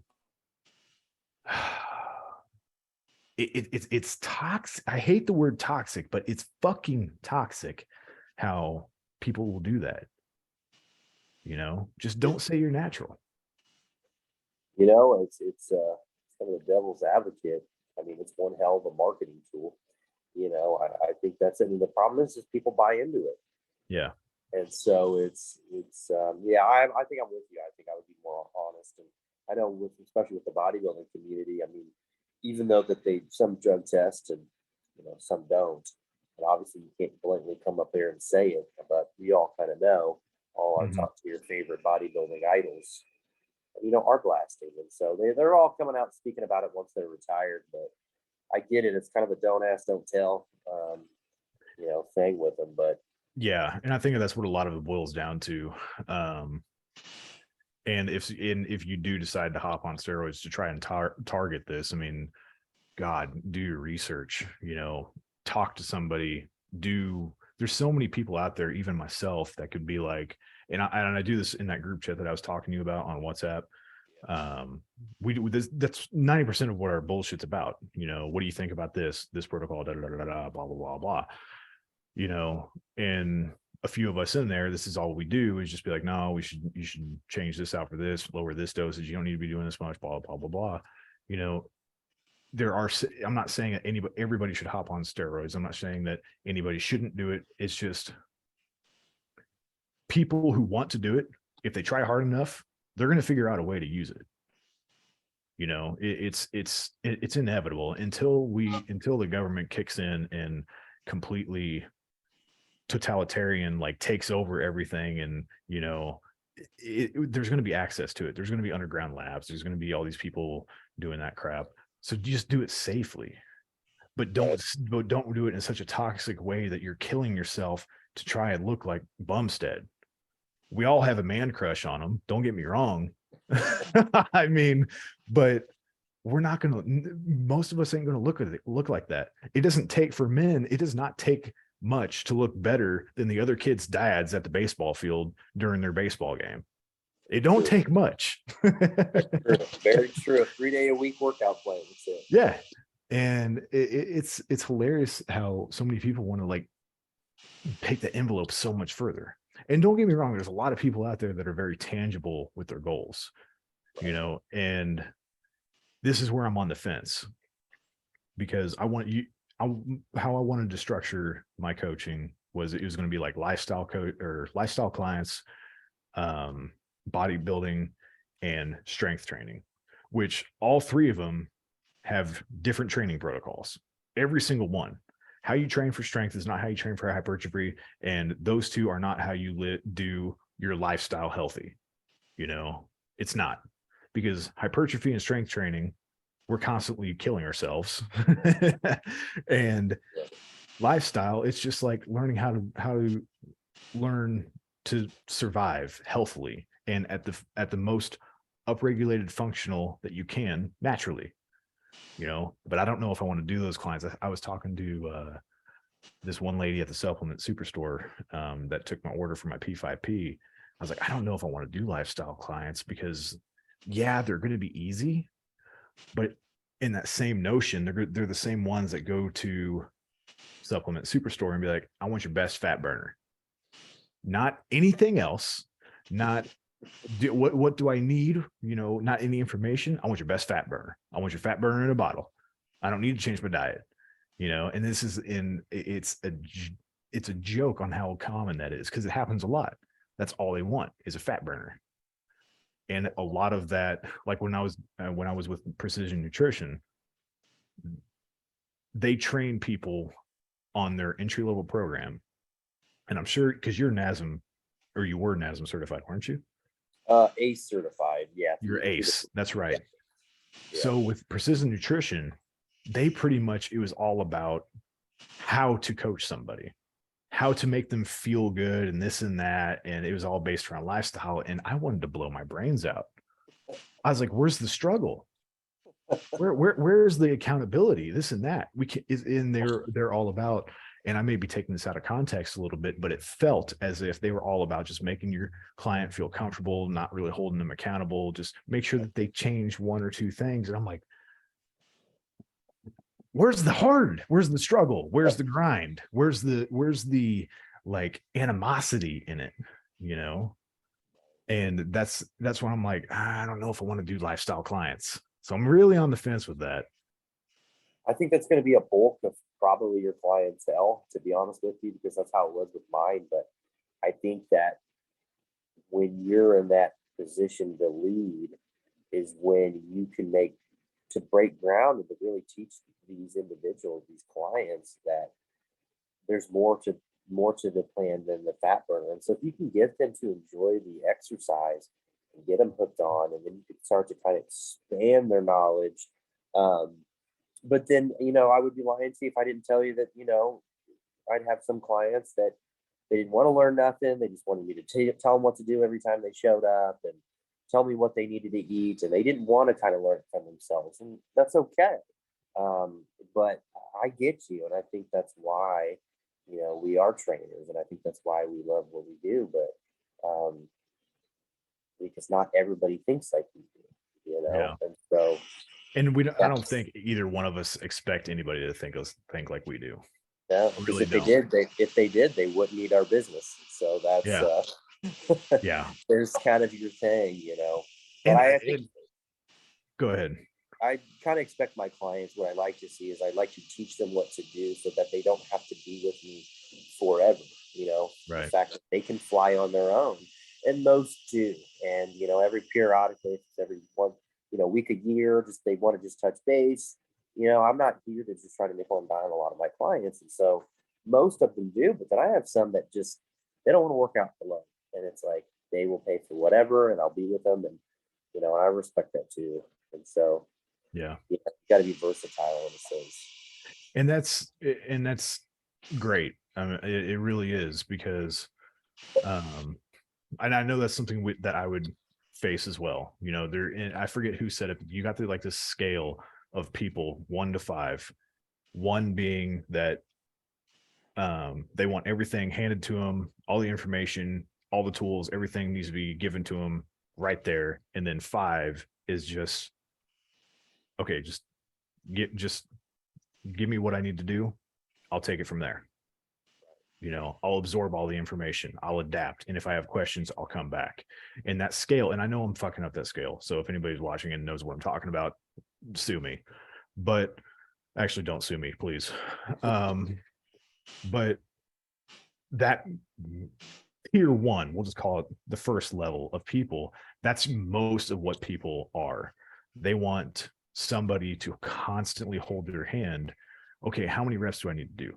What weight do I need to use? How much protein should I be eating a day? What protein can I eat a day? They don't want to know, actually this would be even lower level. They want to know exactly what they're supposed to do throughout the entire day. When do I go to bed even? I'm sure that's a little bit of a stretch, but whatever. As you go further up the scale, they're more leaning towards, well, how do I be better? How can I get out from underneath you?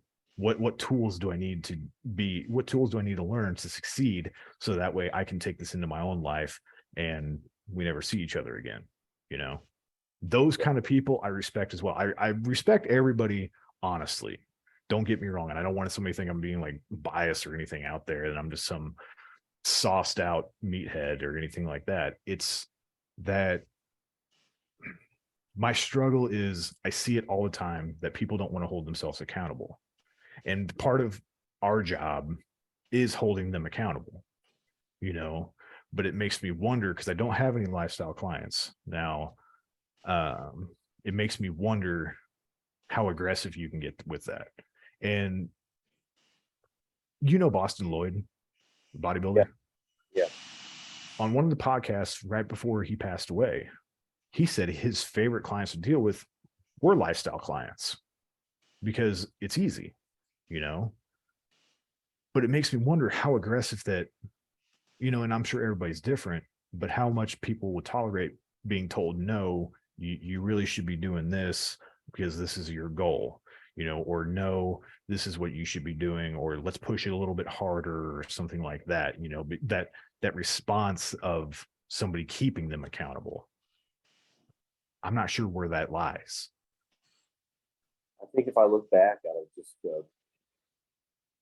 hundreds of people that I've trained throughout the years, it's I think it's more kind of a stern. I don't think I've ever really honestly had to get like a drill sergeant, or really had to, drill it in their head. I think most of them, I think you look back on a lot of the lifestyles is they're doing their exercises, and then they're also telling me about their problems or what's going on with their work. And so Yeah. they're almost kind of distracted, and we can have kind of a nice conversation depending on the exercise, of course, or in between sets especially. And it's almost kind of like therapy for them. You're almost kind of a two for one. You're a personal trainer first, but then you're a therapist second. And so, I mean, just your clients would be able to talk to you and vent about things, whether it's problems with their home life, or that they have a horrible boss, or, a loved one passed away, or just health issues. And so as they kind of release this, they're going through the workouts, and next thing the hour's done. And Yeah. so I think there's only been very few times where I've had to been like, hey, hold on, like, come on, you're getting distracted, or, you're resting too long. But for the most part, I think that's what they want. They just need somebody to tell them. But I've never had to act like those TV trainers, or where they're just yelling and, hey, I need you to do 50 of these. And I probably maybe only had one person that wanted that, probably out of the hundreds of people that I've trained in the past 15 years. So Yeah. I think that's a persona, man. And I wouldn't worry about that if you take on any lifestyle clients. Well, see, that's one thing that sucks is getting those kind of people for me has been hard anyway. It seems like anybody I've talked to kind of seems to want to just do their own thing and doesn't think I'm not saying that they don't know what they're doing. And I don't want people to think I'm putting words in anybody's mouth and thinking everybody that is dumb or anything like that. It just seems like people don't want that person holding them accountable unless they're like have all these PhDs behind them and masters, and maybe that's not even the case, but it always seems like there's um, something holding back lifestyle people from getting somebody to hold them accountable, to help them plan their meals, to help them come up with efficient training, real fucking training protocols. And I'm not sure what that is, but you take that to the bodybuilding industry, everybody's looking to get better. Everybody's watching these videos on how to target that one muscle that they can't feel or they can't grow or this or that. We've all done it. And that's what I like about bodybuilding is and I was telling this lady at the supplement superstore that the drive is like par to none in the bodybuilding world. Whether you're fueled by a breakup, whether you're fueled by just trying to improve yourself, the drive is insane over here, compared to lifestyle. And that's where I'm trying to figure out that balance, because I'm like going from 100 to 0 between the two. So I'm kind of on the fence on what I'm going to do in there. Like I've got this I kind of dropped the ball with everything happening in my life over the last few months, but I had this one guy that was overseas competing in men's physique, and I think he's like 89 kilos dry, so he's got some good size and whatnot. But himself, he likes people like he wants his coach right up on him every day. How are you doing? What'd you weigh in? What'd you eat? How are you feeling? This and that. And it's a full-time job. Being a bodybuilding coach, you have to be on your guys 24/7. A lot of them, that's what they like. A lot of them just need that, again, accountability, so adapting to going backwards and slowing down, and doing once a week check-ins or once a month check-ins is different than doing everyday check-ins, everyday weigh-ins, everyday pictures, stuff like that. That's where I'm going to work on adapting this year, trying to figure out how to get a little bit over to that, have some fun with it. But the other problem is, like I talked, being able to train them in the gym, because my gym won't let me train anybody. Like, I told you about that I was messaging you that night, which I was like, oh my God, the looks on their face, like their eyes got big, like, oh no, no, no, no. I'm like, oh, good grief. But that's the other issue, is being able to find somewhere, because Planet Fitness, you can't do it unless you like fly under the radar and keep it hush hush. But even then, they're always walking around and whatnot. So I don't know. It's a very I guess foreign territory for me, that I'm kind of I don't want to say it disdains me from trying to try it, but I don't know. I'm trying to learn more about it. It's we can kind of recap with it here a little bit. We can definitely add some more on the next podcast here, but I'll kind of add that the best gyms are apartment gyms for a lot of, especially females that are just starting off. Because apartment gyms, obviously they have to be living in an apartment, but they'll have free access. They actually allow that, and actually there's some apartments that are actually looking for trainers that they'll hire. And so I would have many clients that I would go to their apartment gyms. It's quiet. There's not a lot of people there, and we were able to do a whole workout with most of the equipment that needed for someone that's just wants to be healthy or just wants to look good for summer. There are some other gyms that, and especially kind of more of a locally owned, where you could actually pay a monthly fee to rent out the gym. Now, I would only advise this once you start to have a adequate kind of client load where that would be worth it, and the prices could be anywhere between $200 and $800 a month. Wow. It just depends on the size of the gym, but there are trainers that will let you do that. And I can definitely let you know on some of the other ones I know. And Dr. B actually has his good friend that does that too. You could always talk to him as well. But that's my thing. The other option would be to see is ask the client, do you have a gym membership? And if they're like, yeah, I do, it's at Planet Fitness or it's at Anytime Fitness, okay, that's fine. And so I will get a membership, but I'll factor that in in the fees that they owe me. So if Planet Fitness is,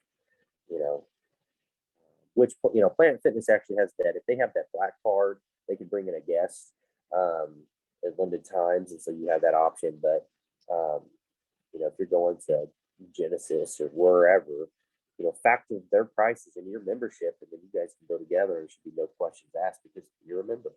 Yeah. So those are things to kind of think of, but I think your apartment gym is going to be huge because I think a lot of people are living in those, and some that I've trained at their homes had some home gym equipment that they needed help with, and then I had a few equipments as well that I would carry with me in the car. And so it just kind of depends. If they're just wanting to get healthy, you can do a lot of body weight exercises and then work their way on to getting a gym membership down in the future. But I could definitely help you out with that, man. And it's definitely something you have to kind of plan for sure. But I definitely look at the apartments gyms, especially for being a traveling trainer. Right. And that's, people don't realize how much you can do with so little when it comes to gym equipment. Dumbbells, a basic cable machine. Usually most apartments have like that little 4-way, like 4-post or 4 station there. That would be the proper term. Little cable machine, a treadmill, elliptical, and that's pretty much all you need. For the most part, you can do so much with just that alone. I think way too many people overcomplicate training. Like it's like people thinking you need to train every single head of the pec to have a great looking chest. but don't realize that usually just training your chest, it's like nobody has lacking front delts. I don't think I don't think anybody out there on the face of the earth that trains just a push pull legs with a basic ass routine has lacking front delts, because and they have to forcibly do front delt raises or anything like that, or a bad chest if they specifically target the chest. People just need to quit, like, slow down, calm down, and just stick to the basics. And I'm glad you brought up the whole thing about apartment gyms, because there is a lot to them. Some are way better than others. I mean, way better than others. But yeah, that's a very good point. I do want to ask you this, and we'll wrap this up, because I mean, I think you jumped in at like a 45-minute mark. I had it running for a little bit. When it comes to coaches, do you think that people look for a credential, or do you think people, because like the fancy piece of paper on the wall, because I know we've had this talk before, do you think people are more inclined to go to a coach that have the fancy piece of paper on the wall, even though anybody could pass any of these freaking entry level tests from ISSA, ACE, NASM, Precision Nutrition? I mean, they're they're about as basic as ASE certifications for mechanics. Oh yeah, driver's test. Yeah, you get your driver's license, you can drive as well. I mean, there's some advanced subjects in there, especially when it comes to the nutrition side. Yeah. Just for the standard, yeah, I feel like majority of people should have a 90% passing rate. Yeah. Because I poked around at ISSA, I poked around at NASM, and then I finally went with Precision. That was the most mundane, basic thing I've ever done in my life. And because they constantly repeat it and repeat it and repeat the entire thing. And it's all about just, yeah. But do you think that people really want somebody that has these credentials and has that title in their name over somebody that can, how do I put this? Over somebody that can efficiently spout information and protocols without throwing them off with jargon?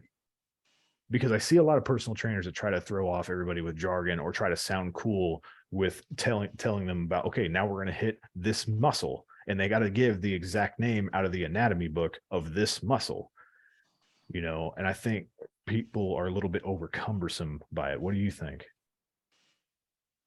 It's definitely a good analogy to think about. And this is going to be a crazy answer, but I think that option C is proofs in the pudding. Okay. I feel like people, if you are in physical shape, whether that you look like a bodybuilder or you're lean, or you can tell that you work out, is way more credible than having a piece of paper or be able to spit information. I think if you have all three, then that is a very well-rounded trainer, and a legitimate trainer, to be exact. Mm-hmm. But I feel like if I had a trainer that looked like, my middle school PE teacher, why would I listen to somebody that is 300 pounds overweight? Sure, they might know that, but if you know that, why are you not practicing it yourself? And that might sound harsh, but that's just kind of how I look at that. Now, granted, I'm sure if someone's injured, yada yada yada, but I mean, look at a lot of these fitness trainers that are in their 70s, 80s years old. I mean, you got everybody from Bill Grant that trained with Arnold, that's in his mid 70s, and the guy looks fantastic. And so I think that right there is going to be your marketing tool, because if they go, wait, this guy gets it, or this girl gets it, well then, yeah, I want to look like him, or I want to look like her. And that right there, and then you have your certification that will follow, and then hopefully you have the knowledge. But that's probably my answer. I probably didn't answer it the way between the two, but I think but you gave a serious answer of basically something I kind of overlooked when I asked that. Because if you think about how the, fit talkers, it's catchy right now. All Yep. these influencers on social media. Granted, oh dude, I wish we had time to touch this subject today, but we will another day. We can go into the TikTok bashing on episode. Well, dude, I posted something. We'll touch it anyway. Okay, you know what? Just fuck it. So I posted something. I meant to reach out to you on this. I'm not going to say the name, but she is a trainer on Facebook or Instagram, and I poked fun, I guess, for lack of a better term, at the fact that she said did chest and abs, but she took a booty picture in the mirror. And I said something along the line. I said something along the lines of, this is why I can't take some female trainers, or maybe I said female coaches, serious because of shit like this. Dude, my Facebook was blown up with mad women because of what I said. And I heard everything from, well, men do it too. It's like, yeah, men do it too. And dude, I heard all kinds of crap. But it was so bad. I didn't delete it. I kept it up, but it was so bad that I had a cousin of mine. She won't talk to me anymore over it. And all I was saying was, it's just hard to take somebody serious when they say, oh yeah, I trained my chest and my abs a day, but here's a picture of my ass. Like, how do I take that serious? How do I know? Like, I for me as a person, I can't take that serious. If someone said, hey, I trained chest today, and they look like Joe Aesthetics with the whole fibrous shit going on in his pecs, okay, I'm going to take you serious, even though nobody knows what the hell that is, or, it's kind of scary. But, I would take that more serious over somebody being a goofball with said muscle than it would be of, I trained chest and abs a day. Here's a picture of my ass. It got bad, dude. I got shit talked so bad over it. And I wasn't trying to talk shit on the person, because she has an amazing physique. I mean, phenomenal physique.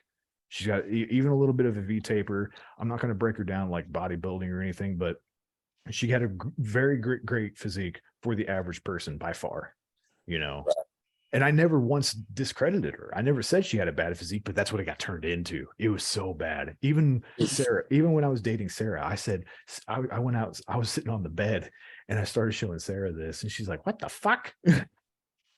Even she was like, there's no reason for this. It's it's marketing.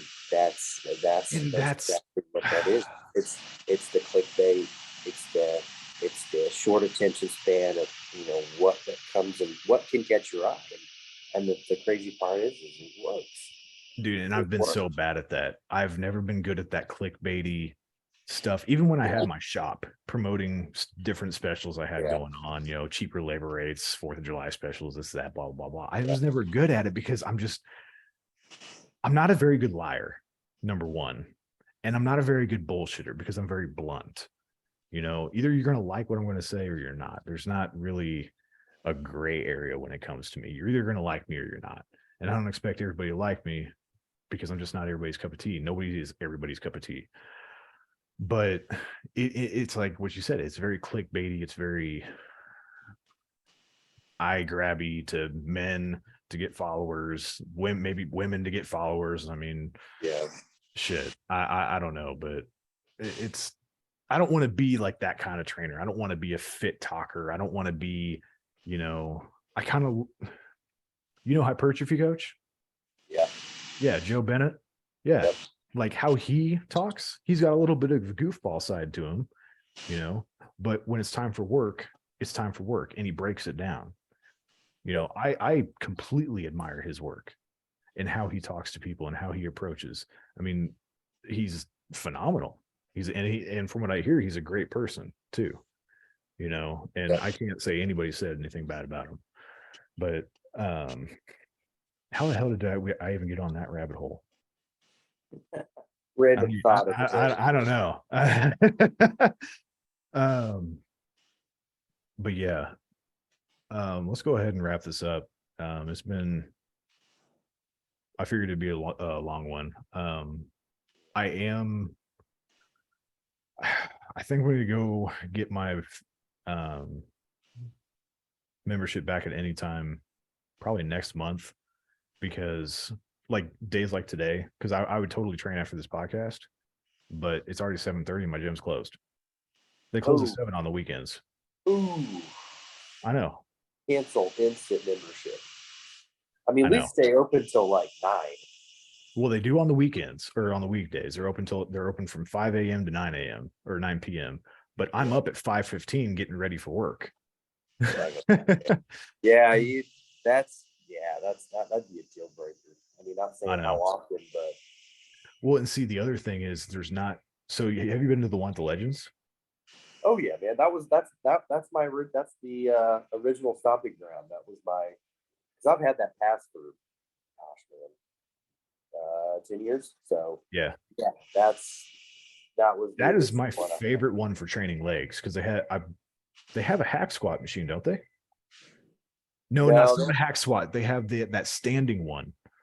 they got the no, they have the calf raise. Bonner Springs has the hack squat. That's the one I'm referring to. I haven't been to the one at Yeah. the Legends. I've been to one Bonner Springs one. Bonner That's the one. Springs is That huge. one is perfect for training legs because of that. Oh, hack squat tires. They got a lot at that facility. It's that's hardcore. If it wasn't that far, man, I'd be out there all the time. I know. And that's my thing. Now that I'm staying in like Central Shawnee, I'm basically equal distance from all of them. No matter which one I go to, the one that we always went to down in OP, the one on State Line, doesn't matter which one, except for the one at the Legends. I mean, I'm hopping a skip. But yeah, that was the smallest. yeah, I'm going to get it back next month. Then we can actually start training again. Yep. Hopefully your life isn't going too bad and you actually get more free time. You've been tied up with everything. Yeah, man. I think it'll probably get better. I think the peak of it's probably done after the holidays and everything. So no, man, definitely. Let me know when you get that, man. And we'll definitely get some sessions in for sure, man. Okay. When are you doing your blood work? I ideally need to do it within a week. I got the order. Okay. Because I'm curious. Maybe we'll talk about that next next podcast. Kind of start breaking it down. Yeah. Show some people what we're talking about and different markers and whatnot. And then yeah, maybe we'll cover some different underground subjects. Sky's the limit, my friend.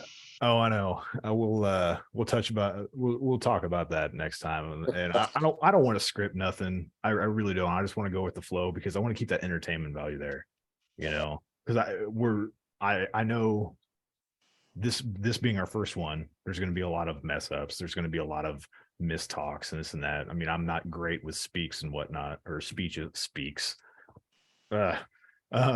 You were doing well until that one. Yeah, I was doing well until I had a stroke in mid sentence. But I want to keep. I think we could do great on keeping the entertainment value because I don't want to be those TikTok or the podcast where it's like very mundane, straightforward, and this is like, oh, fucking kill me. I don't want to feel like I'm back in school. Right. 100%, man. I think we'll just go with the flow and kind of see what pops up, and then we just go from there. Yeah. Well, dude, it's been great talking to you again. I certainly have missed your fucking face, and I hope you're doing well. I hope your wife's doing well.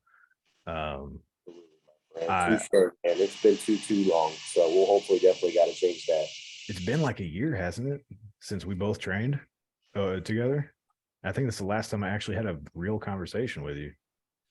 It's probably been, man, like 7 months at least.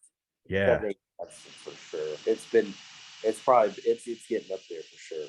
It's been way too fucking long.